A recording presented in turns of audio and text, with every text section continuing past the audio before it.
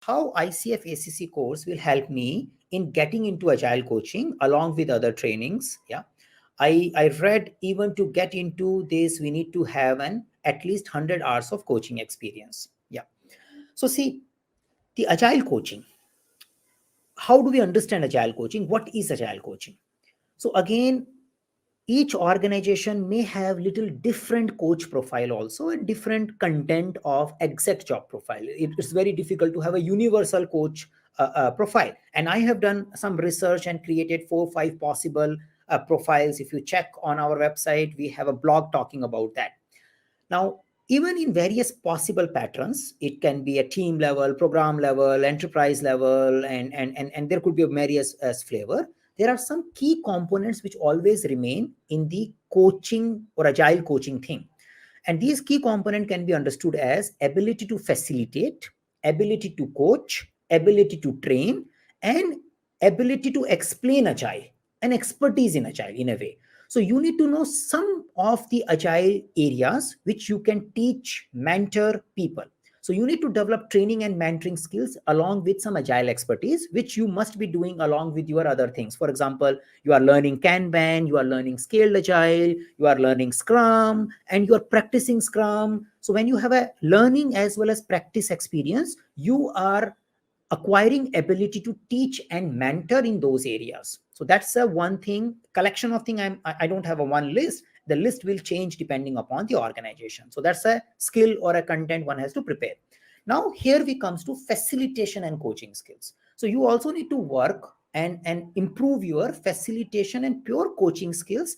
The coaching, the way we understand is, or the way we use the word coaching is ability to influence people, ability to make them think about their own problem without having subject matter expertise. So it's like it's more about ability to influence thought process which help the other person to find their own answer.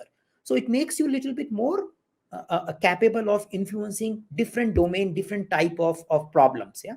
So that's the area which coaching is expected to work. Now, how do you improve your coaching skills? One is that you keep doing coaching, you keep reflecting on your coaching skills.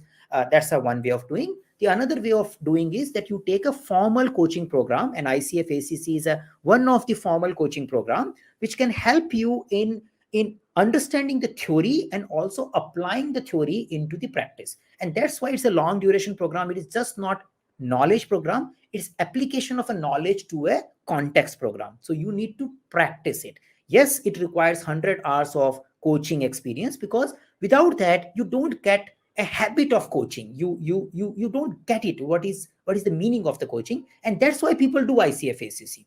So you can say that I can, if I have an ICF ACC, I demonstrate that I have understood what is coaching, I have practiced it minimum for 100 hours, and I have also demonstrated that yes, I understand coaching.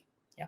So how do you get these 100 hours? It comes along with the training program. So in our case, when you go through the basic understanding of coaching, once the theory classes are over, we help you to get to the coaching groups and other stuff, and that helps you in getting the things forward. So that's what we can probably help.